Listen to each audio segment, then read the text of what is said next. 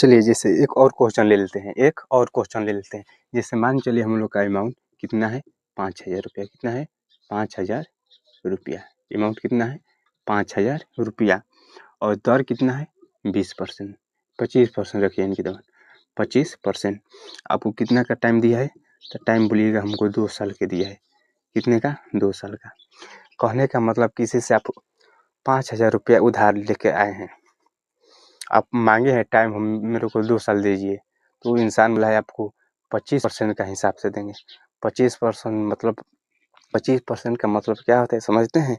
जैसे 1 साल में वो इंसान का 25% बढ़ेगा, 2 साल में 50% बढ़ेगा, तो टोटल हमको कितना वो आदमी को देना पड़ेगा 40%। अमाउंट जितना है उतना तो देना ही पड़ेगा, लेकिन 50% को और जोड़कर मुझे कितना देना होगा वो आदमी को। ताइए निकालते हैं। अमाउंट कितना दिया है 5,000, 5,000 रख लेंगे, नीचे 100 रख लेंगे। 25 जैसे है तैसे उतारेंगे, परसेंट नहीं लिखेंगे क्योंकि परसेंट लिखेंगे तो 100 हटाना पड़ेगा, इसलिए परसेंट नहीं लिखते हैं। 2 जीरो ले 2 जीरो खत्म, ठीक है। 25 में 5 में गुणा कीजिए, 25 में 5 में तो 125। 1 जीरो है जैसे तैसे लिख लेंगे।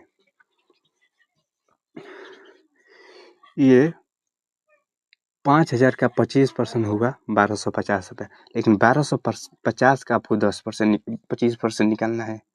1,250 का 25% निकालना है, ठीक है। इतना बात क्लियर हुआ।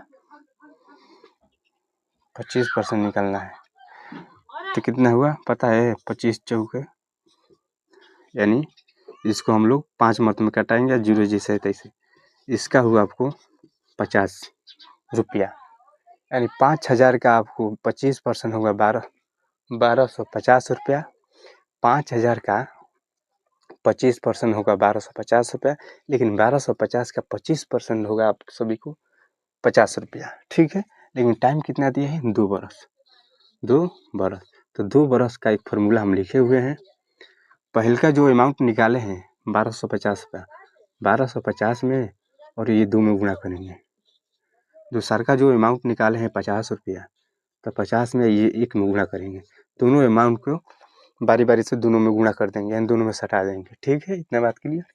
1,250 में 2 में गुणा कीजिए तो बोलिएगा सर होगा 2,500 रुपया, ठीक है। 2,500 होगा। 50 में 1 में गुणा कीजिए होगा 50, दोनों को जोड़ देंगे तो होगा हम लोग का 2,550 रुपया। अब वो 25% का कितना होगा 2,550 रुपया। चलिए इंसान